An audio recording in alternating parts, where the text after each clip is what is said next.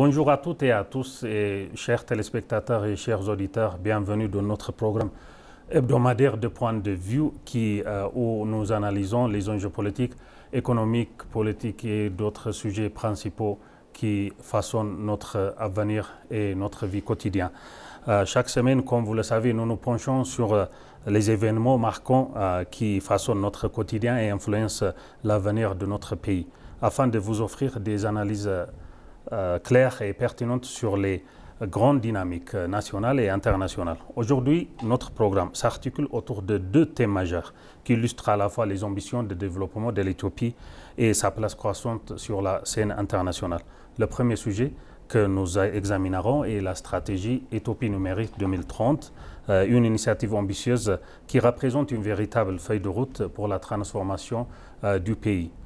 Cette stratégie, comme vous le savez, vise à intégrer pleinement les technologies numériques dans tous les aspects de la vie économique, sociale et administrative aussi. L'objectif est de moderniser les infrastructures, d'améliorer l'efficacité des services publics, stimuler l'innovation et de créer de nouvelles opportunités pour les entreprises et les citoyens. Plus qu'un simple programme technologique, il s'agit d'une vision globale qui entend faire du numérique un moteur de développement durable et de prospérité partagée dans tous les aspects et capable de renforcer la compétitivité de l'Éthiopie sur le plan régional et international. Le second thème que nous aborderons aujourd'hui est les visites récentes de hauts dirigeants étrangers en Éthiopie. Ces déplacements, comme vous le savez, soulignent le rôle diplomatique grandissant du pays et sa capacité à dialoguer avec différents acteurs internationaux. Donc l'Éthiopie est devenue de plus en plus attirée par le monde entier, et le monde entier est en train de viser l'Éthiopie pour les relations diplomatiques, économiques et d'investissement aussi. Les rencontres officielles et les échanges bilatéraux démontrent l'importance stratégique de l'Éthiopie et son attractivité en matière d'investissement et les travaux de diplomatie accomplis par les parties prenantes, de partenariat économique et de coopération politique. Ces visites traduisent également une reconnaissance internationale du dynamisme du pays et de sa stabilité relative, ouvrant la voie à de nouvelles opportunités pour renforcer son influence au niveau régional et mondial. Et l'Éthiopie est en train d'ouvrir, et l'Éthiopie est devenue un pays ouvert au lieu d'être fermé, parce que avant d'arriver au pouvoir du Premier ministre Abiy Ahmed, l'Éthiopie était plutôt fermée, notamment avec les pays voisins. Mais maintenant, l'Éthiopie est devenue un pays qui est ouvert à la diplomatie, à la réintégration, à la coopération et au travail pour un bénéfice mutuel avec les pays voisins. Et ces visites traduisent également une reconnaissance internationale du dynamisme du pays et sa stabilité relative, ouvrant la voie à nouvelles opportunités pour renforcer son influence régionale et mondiale. Et aujourd'hui, pour discuter sur ces deux sujets principaux et analyser leurs implications pour notre pays, j'ai le plaisir d'accueillir Mataseba Waldaragay, qui est mon collègue. Bonjour Mataseba. Bonjour Moubarak et bonjour. Et merci de vous joindre à nous pour éclairer à nos téléspectateurs et chers auditeurs sur ces enjeux cruciaux.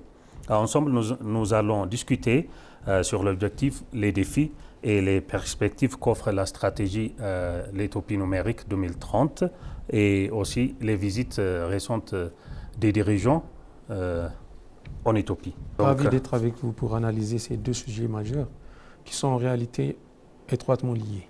Et la première partie qu'on va parler, c'est la stratégie Éthiopie numérique 2030, comme je viens de dire. Et entrons sans plus tarder dans le vif du sujet maintenant. Mataseba, la stratégie Éthiopie numérique 2030 est souvent présentée comme un pilier du développement de l'Éthiopie nationalement. Pouvez-vous nous rappeler son contexte et ses objectifs principaux?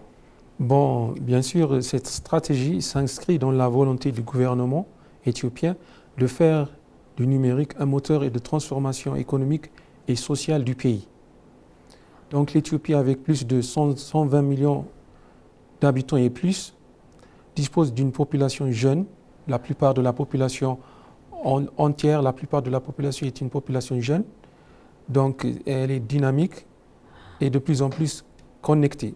Le numérique est donc perçu comme un levier ou un tremplin pour accélérer sa croissance en cours et améliorer la gouvernance et réduire les inégalités de niveau de vie. Donc l'objectif fondamental de la stratégie Éthiopie numérique 2030 est de faire du pays une économie numérique inclusive pour qu'elle ne soit pas arriérée et capable de créer des emplois pour la plupart de la population jeune. Elle donne une opportunité à créer des emplois et d'attirer des investissements et d'améliorer la qualité de vie de ses citoyens.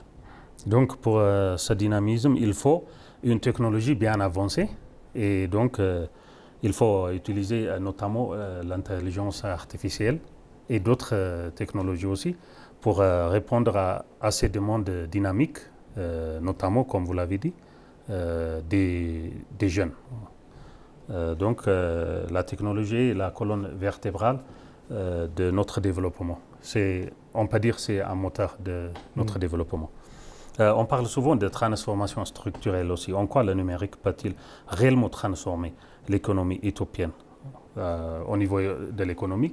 Comment on peut exprimer ou expliquer l'importance de la technologie, notamment l'intelligence artificielle, pour le développement? Donc le numérique permet de moderniser des secteurs clés comme l'agriculture, l'industrie, les services financiers, tous les domaines, la santé et l'éducation. Par exemple, on peut citer dans l'agriculture, les technologies numériques facilitent l'accès à l'information. Les informations comme les prix, la demande, facilitent l'accès à l'information, au marché et aux services financiers pour les petits exploitants. Cela améliore la productivité et les revenus à la fin. Parce qu'on peut produire plus quand on utilise la technologie. Parce que la technologie nous aide à produire plus. Donc, on peut dire que la technologie va améliorer la production et la productivité aussi, comme ça. La stratégie repose sur plusieurs piliers. Pouvez-vous nous les détailler, par exemple? Absolument, on peut détailler les piliers. On peut résumer la stratégie autour de 5 grands axes. Il y a 5 grands axes. Ces piliers sont la première, le développement des infrastructures numériques, l'extension du réseau Internet haut débit, l'amélioration de la connectivité mobile et le renforcement des centres de données. Deuxièmement, la digitalisation des services publics, souvent appelés e-gouvernement. Et l'objectif est de rendre l'administration plus efficace, plus transparente et plus accessible.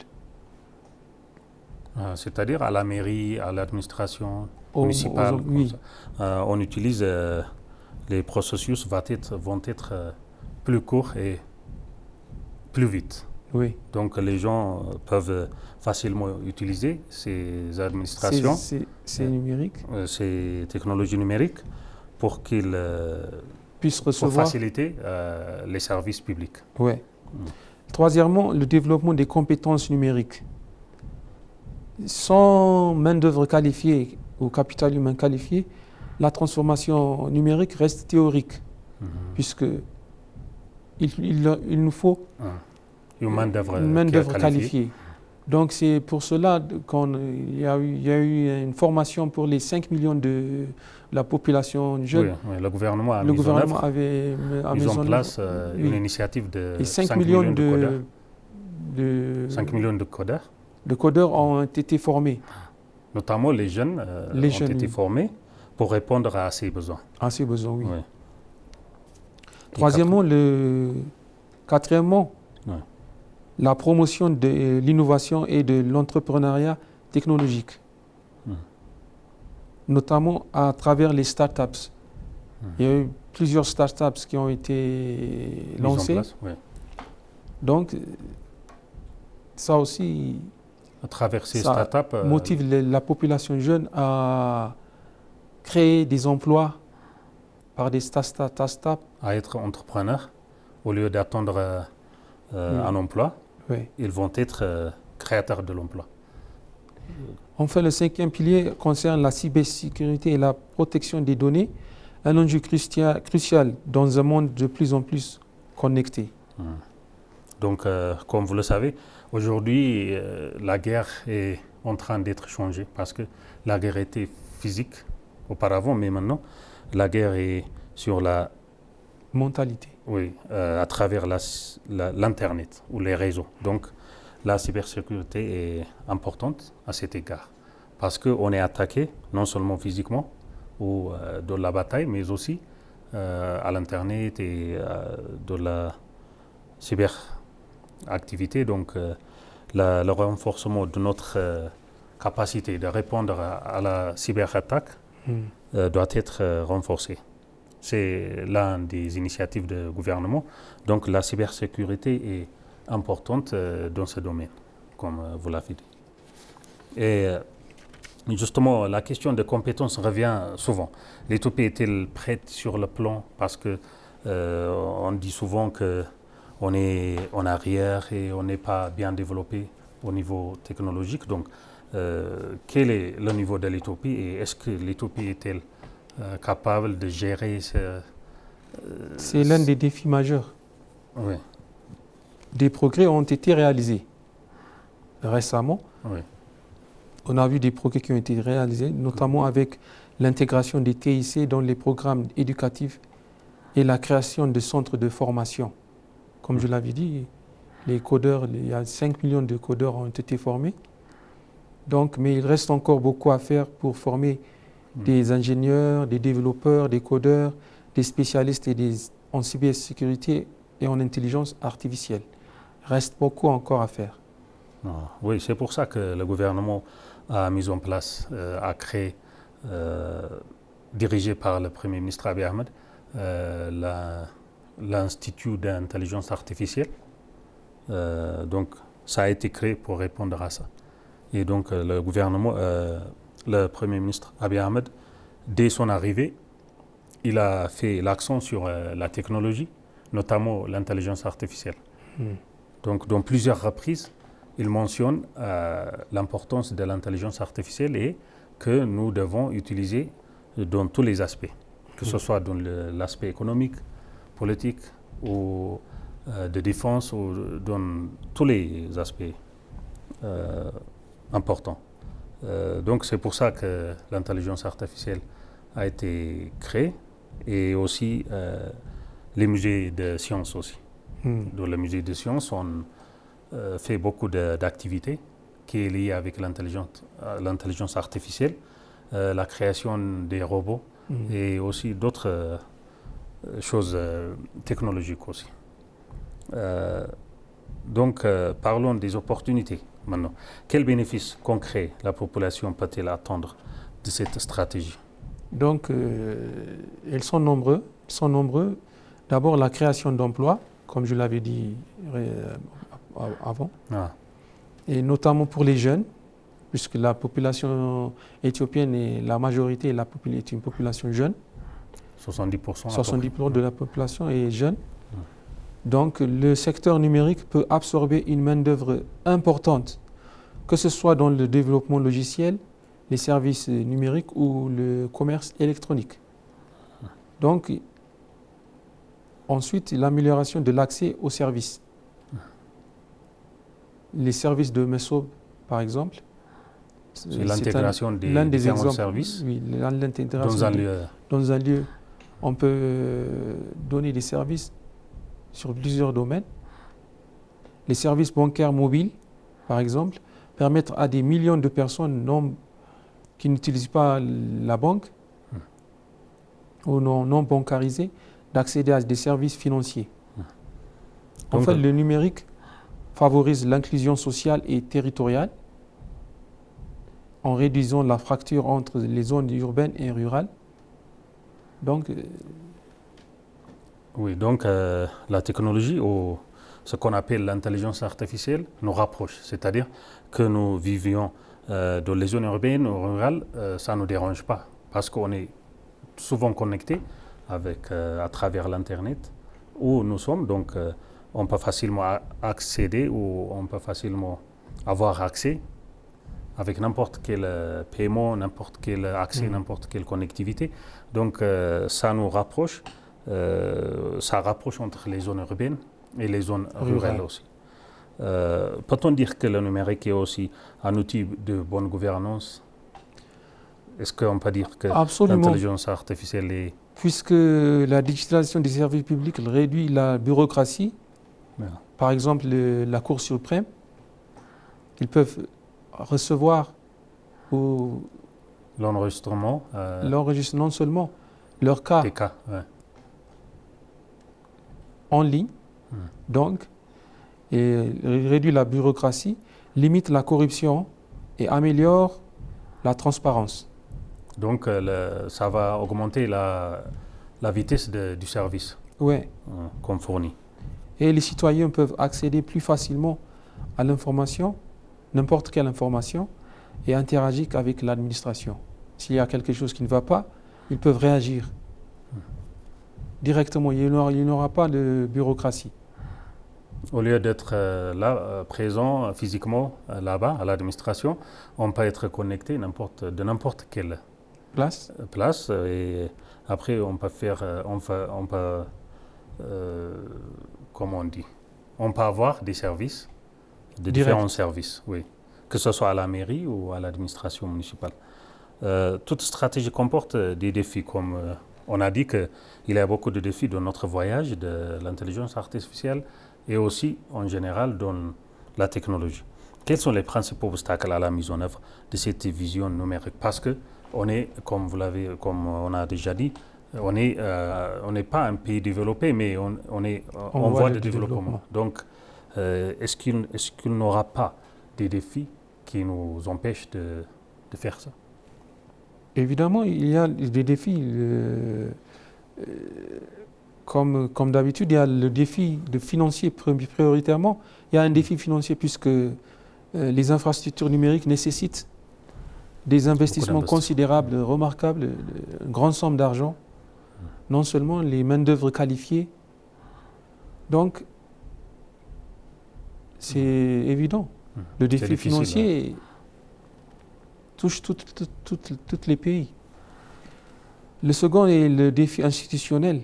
Il faut une coordination efficace entre les différents ministères et les agences. Et il faut aussi les main-d'œuvre qualifiées. Donc, il faut faire l'intégration entre les différentes institutions gouvernementales pour qu'ils soient plus efficaces. Ouais. Parce que sinon, si on n'est pas bien connecté, le service ne va pas être rapide ou réussi.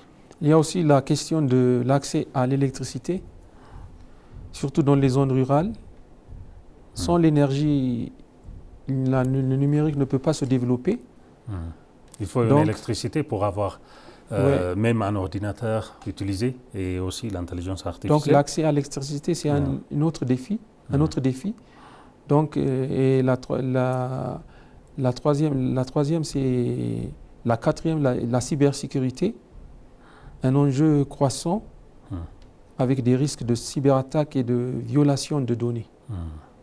Quand on utilise beaucoup la technologie, notamment l'intelligence artificielle, on est, comment on dit, on est exposé, exposé à différentes attaques.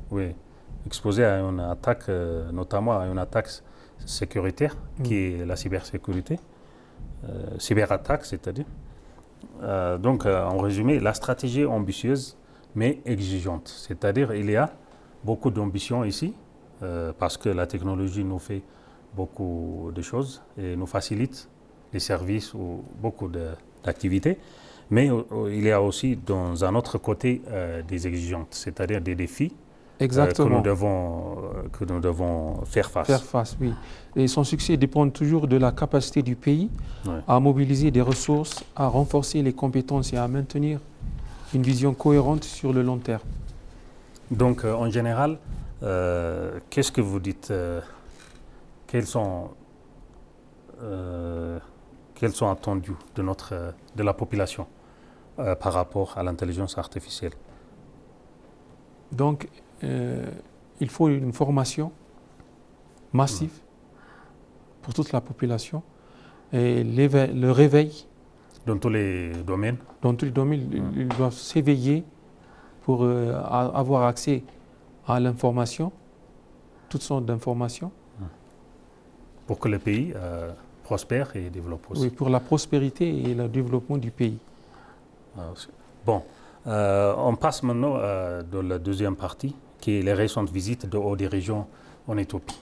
Comme vous le savez, Matasaber, les dirigeants de différents pays visitent l'Éthiopie.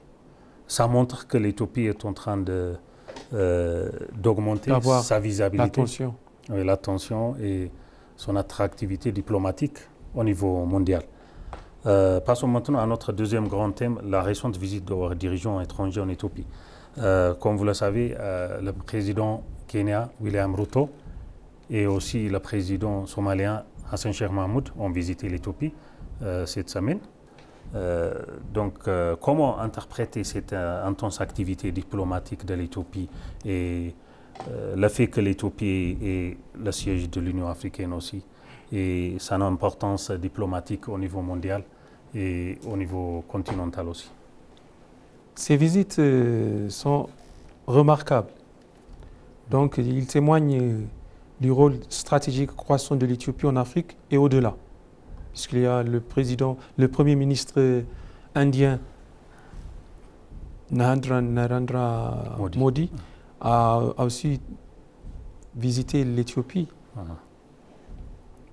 Donc, le pays est non seulement l'un des plus peuplés du continent, mais aussi un acteur clé en matière de paix, de sécurité régionale et de diplomatie multilatérale.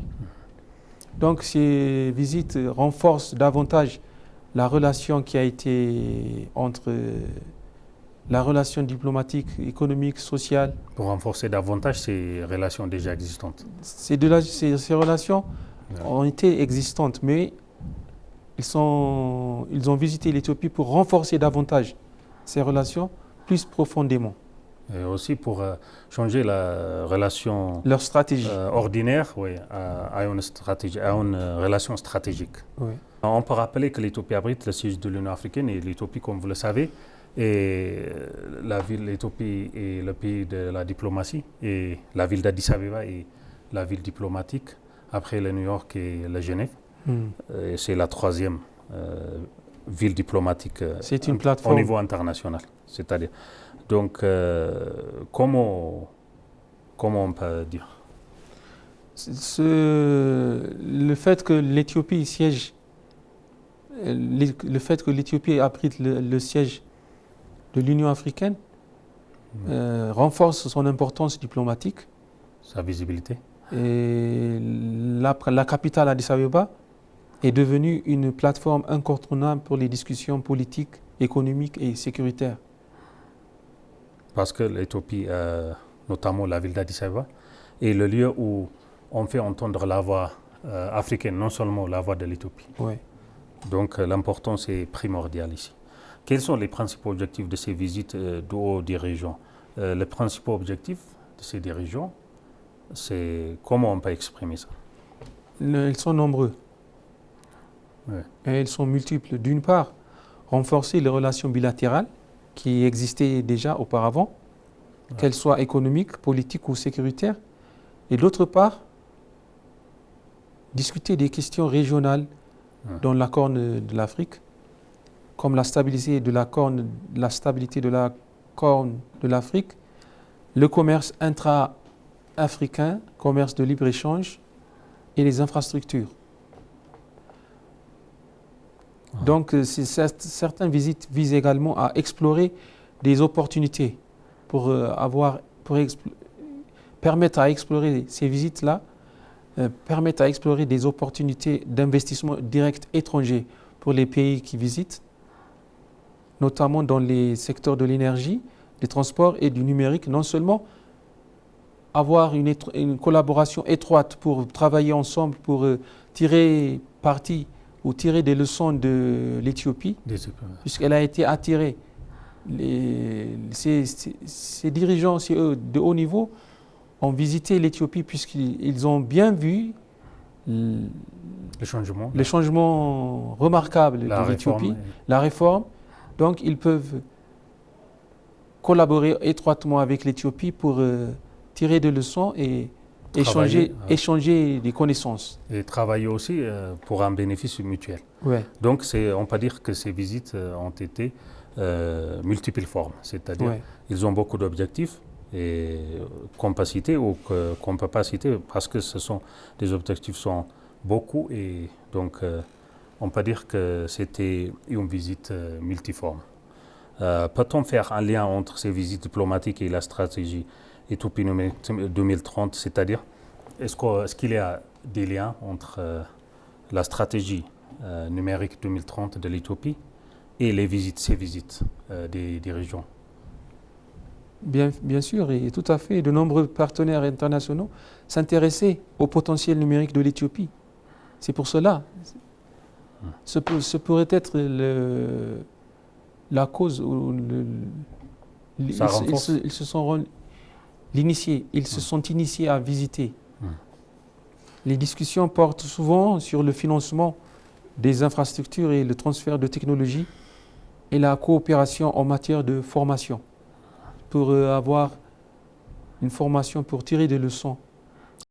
Comme l'Éthiopie est en train de se changer au niveau de la technologie, notamment au niveau de l'intelligence artificielle. Donc les pays sont de plus en plus attirés par l'Éthiopie et pour en tirer parti de l'expérience de l'Éthiopie, de la technologie et, comme on a dit, l'intelligence artificielle. Donc ces visites permettent aussi de positionner l'Éthiopie comme un futur hub numérique dans la Corne de l'Afrique. C'est-à-dire que l'Éthiopie est en train de devenir un centre numérique de l'Afrique, c'est-à-dire où les autres pays africains vont avoir des expériences de l'Éthiopie et aussi avoir beaucoup de bénéfices de l'intelligence artificielle de l'Éthiopie. Et au-delà de l'économie, quels sont les enjeux géopolitiques de ces visites? C'est-à-dire l'Éthiopie se positionne dans une région très importante stratégiquement. Donc, quelle est la signification de cette visite? Elles sont remarquables et importantes. L'Éthiopie joue un rôle central dans la stabilité régionale. Elle joue un rôle central puisqu'elle est sur une position stratégique. Parce que l'Éthiopie contribue à la mission de l'Union africaine, par exemple à la Somalie, au Soudan et dans beaucoup AMISOM et d'autres plateformes aussi pour la mission de maintien de la paix. Les partenaires internationaux cherchent à renforcer la coopération sécuritaire et à soutenir les efforts de paix, comme on l'a l'Amérique, la France, l'Allemagne. Ce sont les principaux pays qui cherchaient à renforcer la coopération sécuritaire et à soutenir les efforts de paix récemment. Donc ces visites sont aussi un moyen pour l'Éthiopie d'affirmer sa souveraineté et de diversifier ses partenariats. Bon. Et aussi, comment ces visites sont-elles perçues par la population et par la communauté internationale? Parce que ces visites attirent beaucoup d'attention au niveau international et sur la scène internationale. C'est une région où il y a beaucoup d'avantages auprès des pays avancés aussi. Et il y en a beaucoup de bases militaires dans ces pays, de notre voisin, c'est-à-dire. Donc, quelle est la vue ou l'attitude de la communauté internationale sur ces visites? Donc, au niveau national, elles sont souvent perçues comme une reconnaissance du rôle et du potentiel du pays. Elle a été reconnue. Elle est en voie de développement, le pays est en voie de développement. Et au niveau international, elle renforce l'image de l'Éthiopie comme un acteur incontournable en Afrique. C'est ça. Et que l'Éthiopie travaille avec les pays voisins, main dans la main, pour l'intégration régionale et pour développer et prospérer ensemble, non seulement l'Éthiopie, mais aussi avec les autres pays voisins. Et aussi, l'Éthiopie a mis en place une politique une politique très encourageante de la coopération et de l'intégration régionale aussi. Et la politique qui est ouverte avec les pays voisins pour coopérer et pour travailler ensemble pour un bénéfice mutuel et pour une prospérité commune aussi. Oui. Donc, pour conclure, peut-on dire que la stratégie Éthiopie numérique 2030 et les récentes visites de haut dirigeants s'inscrivent dans une même dynamique? Absolument, ils s'inscrivent dans une même dynamique. Elles traduisent une ambition claire, positionner l'Éthiopie comme un pays moderne, elle est en voie de développement. Elle s'est intégrée avec la technologie numérique. Donc, elle est connectée, elle est devenue de plus en plus influente et elle est capable de jouer un rôle majeur sur la scène régionale dans la Corne de l'Afrique, puisqu'elle est sur une position stratégique et internationale, elle attire les investissements directs étrangers où les pays se motivent à avoir une relation ou à renforcer la relation existante à un niveau plus élevé. Oui, donc en général, ces deux sujets sont les deux choses principales pour le développement de l'Éthiopie. Parce que l'Éthiopie, pour développer, il faut une technologie et il faut aussi une diplomatie. Donc tous les deux sont très importants pour le développement et la prospérité de notre pays. Merci Matasewe pour votre analyse approfondie. Merci à vous. Merci à vous aussi, chers téléspectateurs, pour votre fidélité et pour votre attention. Et rendez-vous la semaine prochaine pour un autre numéro de Point de Vue la semaine prochaine. Bonne journée et bonne continuation.